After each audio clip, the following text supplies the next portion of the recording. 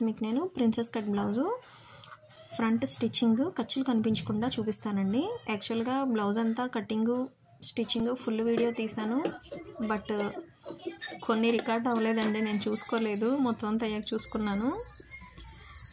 చూడండి, ఇప్పుడు ఖర్చులు కనిపించకుండా ఎలా స్టిచ్ చేసుకోవాలో నీట్గా చూపిస్తాను. ప్రిన్సెస్ కట్ బ్లౌజ్కి ఇలాగా 3 పార్ట్స్ వస్తాయి కదా, మిడిల్ పార్టు, లెఫ్ట్ రైటు. ఈ మిడిల్ పార్ట్ని రైట్ సైడ్ లెఫ్ట్ సైడ్ కూడా అలా మధ్యలోకి మడుచుకుని నాటు పెట్టుకోవాలి. ఎందుకంటే లెఫ్ట్ పార్టు రైట్ పార్టు హెచ్చు తగ్గులు రాకుండా అతికేసుకోవడానికి ఇలాగ పెట్టుకుంటే మార్కు అలాగా అక్రాస్గా ఉంది కదా, అలా మిడిల్లో.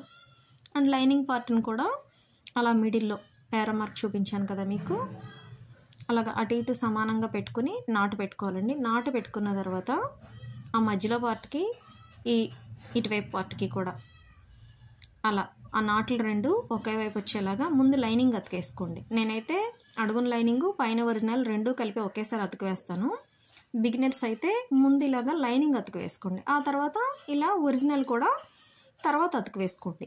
బట్ ఉన్న వాళ్ళు అయితే కనుక పైన కింద ఒకేసారి అతుకు వేసుకోవచ్చండి. ఎందుకంటే పైన క్లాత్ బాగా సిల్కీగా మెత్తగా ఉంది, హెచ్చు తగ్గులు వస్తాయి.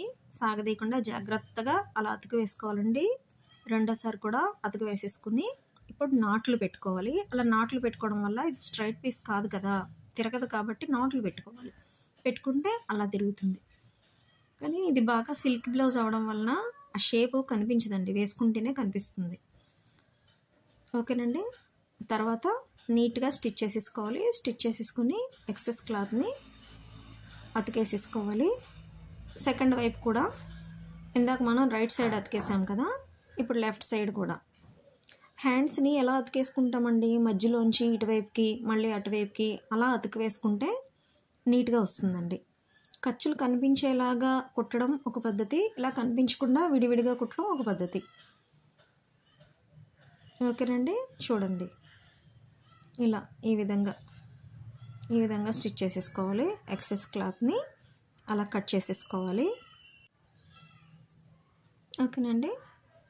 చూడండి, ఎప్పుడు కూడా లైనింగ్ కట్ చేసేటప్పుడు ఒరిజినల్ క్లాత్ కొంచెం ఎక్సెస్ కట్ చేసుకోవాలండి, ప్రత్యేకించి సాగే క్లాత్లు. ఇది కొంచెం చూసారా, ఇది లోన వైపు ఖర్చులు కనిపించట్లేదు చూసారా, ఇందాక ఎర్ర మార్క్ పెట్టిన చోట ఇది అవుట్లుక్.